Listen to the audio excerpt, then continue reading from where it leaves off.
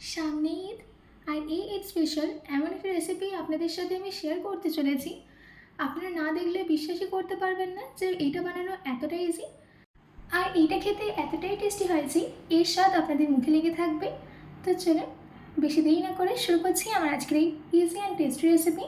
নমস্কার, আমি Binu, cook with বিনুতে আপনাদের সবাইকে স্বাগত। এই রেসিপিটা বানানোর জন্য সবার প্রথমে আমি এখানে একটা বোলের মধ্যেই নিয়ে নিচ্ছি 300 গ্রাম লাচ্ছা সিমাই।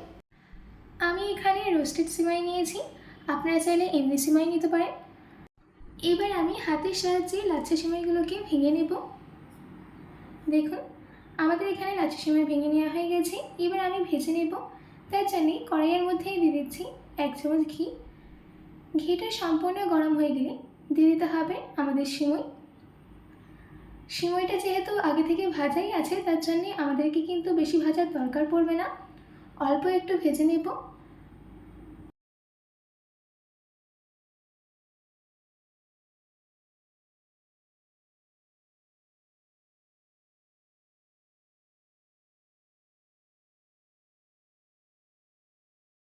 দেখুন, আমাদের এখানে সিমাইটা কিন্তু হালকা করে ভেজে নেওয়া হয়ে গেছে।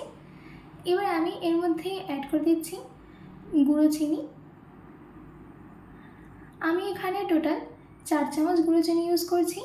মিষ্টিটা আপনারা আপনাদের ইচ্ছা অনুযায়ী দেবেন। এবার এই চিনির পাউডারের সাথে সিমাইগুলোকে ভালো করে মিশিয়ে নিতে হবে।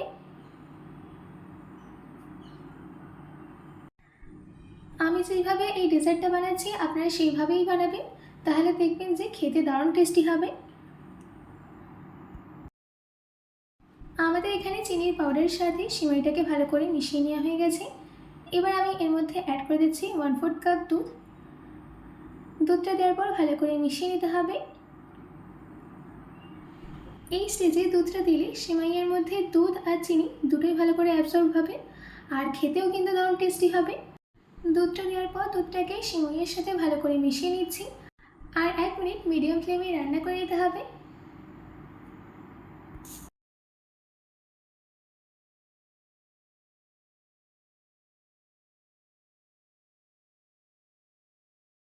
আমাদের এখানে সিমাইটাকে 1 মিনিট ধরে রান্না করে নেওয়া হয়ে গেছে। এবার আমি ঢাকা দিয়ে এটাকে সাইডে রেখে দিচ্ছি। এবার একটা পাত্রের মধ্যেই নিয়ে নিচ্ছি 1/2 লিটার দুধ। দুধটা দেওয়ার পর আমরা ওয়েট করব যতক্ষণ না এই দুধের মধ্যে একটা বয়েল চলে আসে। আপনারা দেখতেই পাচ্ছেন যে আমাদের এখানে দুধের মধ্যে কিন্তু বয়েল চলে এসছে। এবার আমি দুধটাকে ভালো করে মিশিয়ে নিচ্ছি। আমাদের এখানে দুধটা ভালো করে ফুটেও গেছে, আর দুধটাকে আমরা ভালো করে মিশিয়েও নিয়েছি। এবার আমি এর মধ্যে অ্যাড করে দিচ্ছি গুঁড়ো করে রাখা চিনি 4 চামচ। চিনিটা দেওয়ার পর চিনিটাকে দুধের সাথে ভালো করে মিশিয়ে নিতে হবে।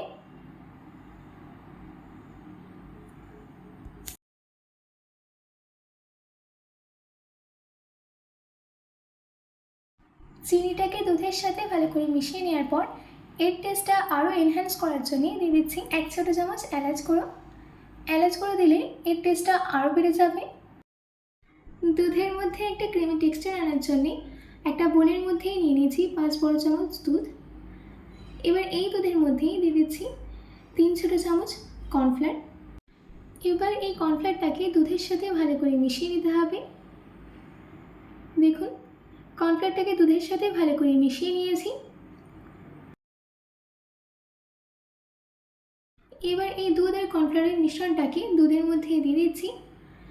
দুধের মধ্যে দেওয়ার সঙ্গে সঙ্গে ভালো করে মেশাতে থাকবেন, নয়তো এর মধ্যে একটা লাম্পস চলে আসবে। আর এই মিশ্রণটা দেওয়ার কিছু সেকেন্ড পরেই আপনারা দেখতে পারবেন দুধের টেক্সচারটা আস্তে আস্তে ঘন হবে। দেখুন, এরকম কনসিস্টেন্সি থাকবে। এর থেকে বেশি ঘন কিংবা এর থেকে বেশি পাতলা কনসিস্টেন্সি কিন্তু একদমই রাখবেন না। এবার আমি গ্যাসের ফ্লেমটাকে অফ করে দিয়ে সাইডে রেখে দিচ্ছি। এবার আমরা আমাদের কুনাফা রেডি করে নেব। তার জন্যে আমি একটা কাঁচের বোলের মধ্যেই দিয়ে দিচ্ছি আমাদের ভেজে রাখা সিমাই। সিমাইটা দেওয়া হয়ে গেলে একটা স্প্যাচুলা কিংবা চামচের সাহায্যে সিমাইটাকে ভালো করে প্রেস করে দিতে হবে।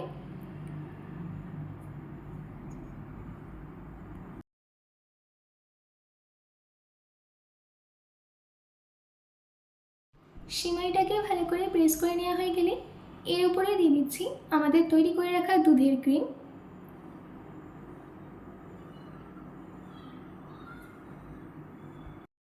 ক্রিমটা দেওয়ার পর সিমাই আর ক্রিমটাকে সেট হওয়ার জন্য আমি 30 মিনিটের জন্য এটাকে ফ্রিজে রেখে দেব। 30 মিনিট বাদ ফিরে আসছি। আমাদের এখানে 30 মিনিট হয়ে গেছে, ক্রিম আর সিমাইটাও ভালো করে সেট হয়ে গেছে। এবার আমি এই ক্রিমের উপরেই দিয়ে দিচ্ছি আমাদের বাকি বেঁচে থাকা ভেজে রাখা সিমাই। সিমাইটা দেওয়ার পর হালকা করে প্রেস করে নিতে হবে, বেশি প্রেস করার দরকার নেই। এবার আমি এর গার্নিশিংয়ের জন্য ছড়িয়ে দিচ্ছি কুচনো পেস্তা।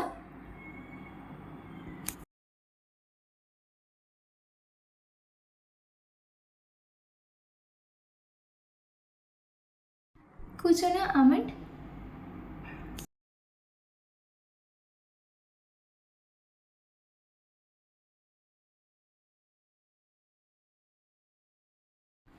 তার সাথে দিয়ে দিচ্ছি কিছুটা কিশমিশ, আর সব শেষে গোলাপের পাপড়িগুলোকে ছিঁড়ে দিয়ে দিচ্ছি। এবার আমি এই ডেজার্টটাকে 2 থেকে 3 ঘন্টার জন্য ফ্রিজে রেখে দেবো, যাতে যে দুধের লেয়ারটা আমরা দিয়েছিলাম সেটা ভালো করে সেট হয়ে যায়। 3 ঘন্টা বাদ আমরা আমাদের কুনাফাটাকে ফ্রিজ থেকে বের করে নিয়েছি। আশা করছি আমার আজকের এই কুনাফার রেসিপি আপনাদের খুবই ভালো লেগেছে। বাড়িতে এই ডেজার্টটা আপনারা অবশ্যই ট্রাই করবেন, আর কমেন্ট বক্সে কমেন্ট করে জানাতে একদম ভুলবেন না। তো আজকের মতো এটুকু, আবার দেখা হচ্ছে অন্য কোনো রেসিপি নিয়ে। ভালো থাকবেন, সুস্থ থাকবেন।